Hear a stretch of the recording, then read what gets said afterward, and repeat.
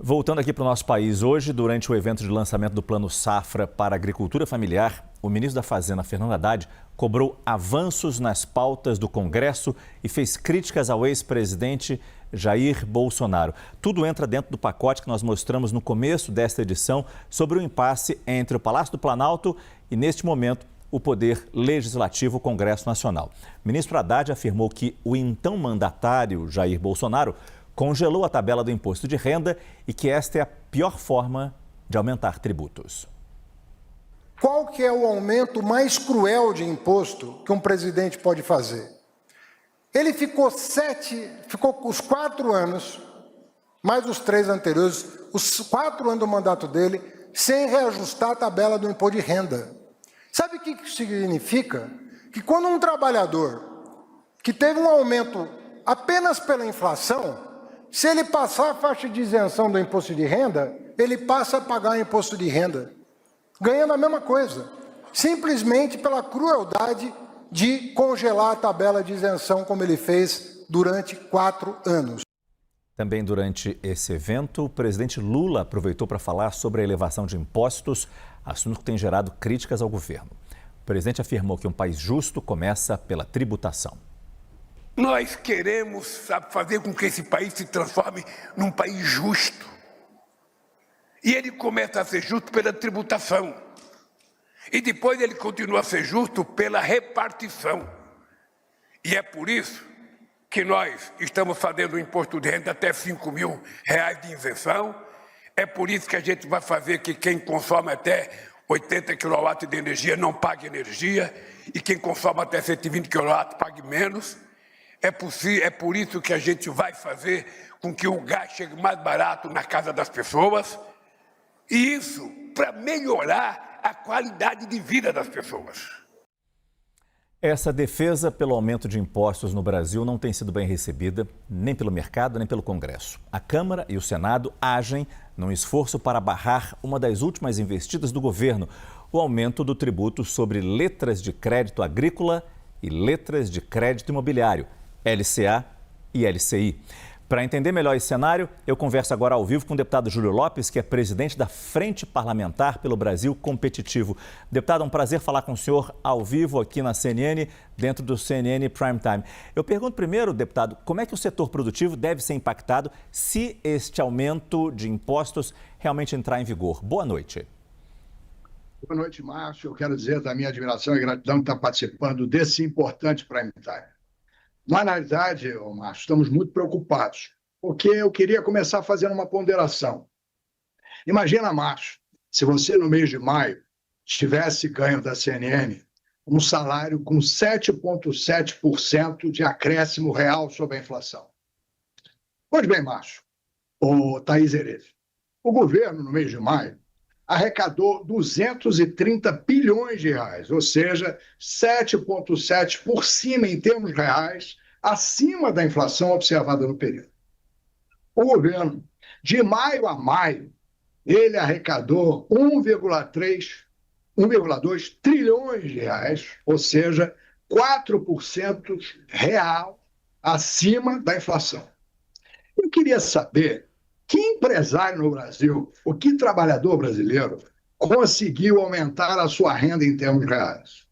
Então, na realidade, Márcio, na realidade, telespectador da CNN, o que o governo precisa é entender que está gastando demais, porque, por certo, a tributação avançou muito. E há de se reconhecer o trabalho competente do ministro Haddad, que conseguiu elevar a tributação brasileira em termos reais, ao ponto de chegar a 7,7% acima da inflação em maio e 4% na média acumulada do ano inteiro. Portanto, não se trata de arrecadar pouco, se trata de gastar exageradamente. E o que o governo, então, pretende fazer agora com a MP 1303? Na realidade, é estender sobre aplicações financeiras, sobre meios virtuais, uma tributação que anteriormente era isenta para essas mesmas aplicações. E fazer, o que diz o governo, uma harmonização tributária sobre os meios de recebimento, de uma maneira geral, do mercado, né? taxando criptoativos, que antigamente tinham uma isenção até R$35 mil, e outras providências.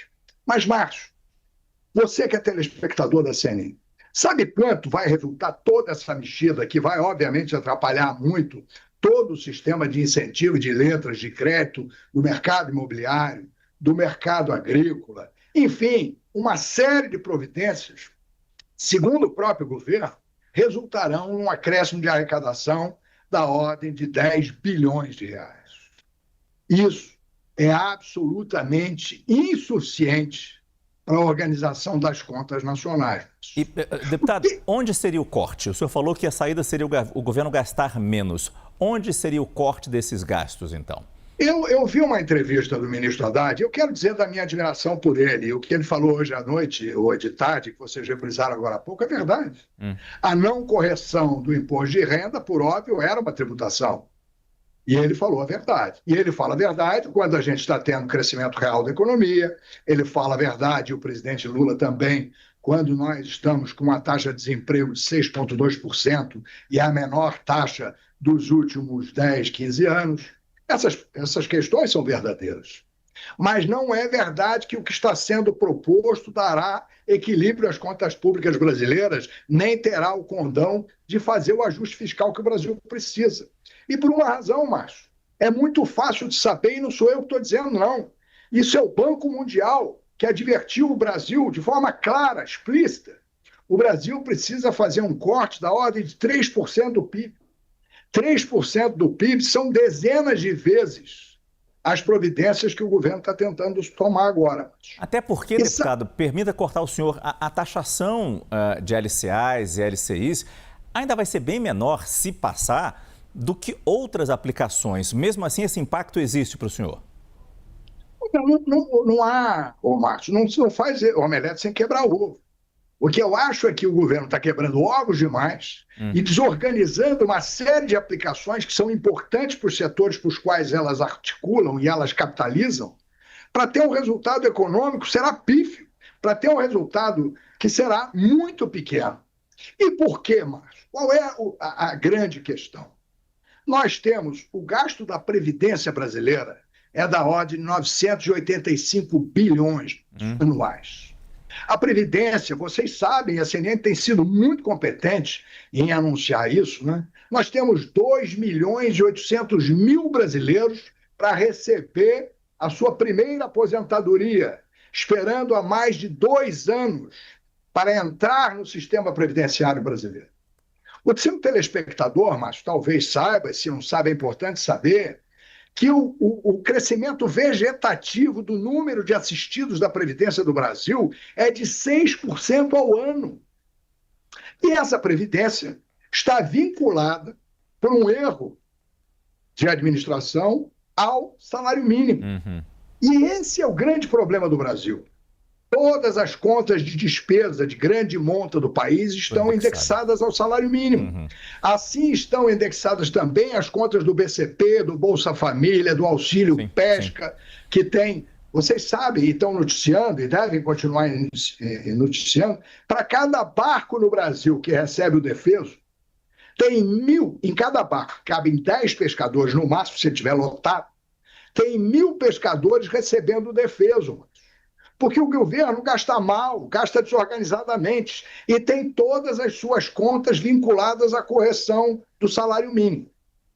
Esta estrutura é que precisa ser revista. E nós apresentamos a PEC do equilíbrio fiscal, que foi feita pela consultoria da Câmara, por um cidadão jovem, brilhante, que inclusive era o coordenador-geral, secretário nacional de orçamento da ministra Tebet, o Paulo Bijos, que é consultor da Câmara, mas era o secretário nacional de orçamento do Ministério da Simone Tebet, e ele lá disse ao governo: o que nós precisamos é desindexar as grandes contas de despesa do Brasil, porque esse crescimento vegetativo, seja dos beneficiários do Bolsa Família, seja dos beneficiários do BCP, seja da Previdência, é que estão explodindo as contas nacionais. E isso não tem escapatória, Márcio. Está dito de forma absolutamente clara, transparente e explícita pelo Banco Mundial, que não tem interesse político Não sou eu que sou do PP. Isso é o Banco Mundial alertando o Brasil. Ok. É necessário se desvincular as contas públicas e fazer um corte da ordem de 3% do produto interno bruto do país para dar o equilíbrio mínimo necessário para a gente ter uma diminuição do crescimento da dívida brasileira. Eu conversei com o deputado Júlio Lopes, presidente da Frente Brasil Competitivo. Muito obrigado pela entrevista, deputado. Boa noite. Eu que agradeço. Muito boa noite. Vamos entender melhor esse cenário, recebendo mais uma vez a nossa analista de economia, Thaís Herédia. Thaís, com o fim dessa isenção do imposto de renda nessas aplicações LCI e LCA, qual realmente pode ser esse impacto, Thaís? Márcio, esse mercado virou um mercado muito grande. As emissões de LCI e LCA, agora, em 2025, até por causa da alta dos juros, estão subindo na casa de 2 dígitos, 14%, 15%. E o estoque de emissões, ou seja, volume de investidores, dinheiro de investidores que compraram esse produto financeiro para financiar o agro e o setor imobiliário, chega a quase R$1 trilhão. Então, quase R$1 trilhão é o estoque de LCIs e LCAs agora em 2025.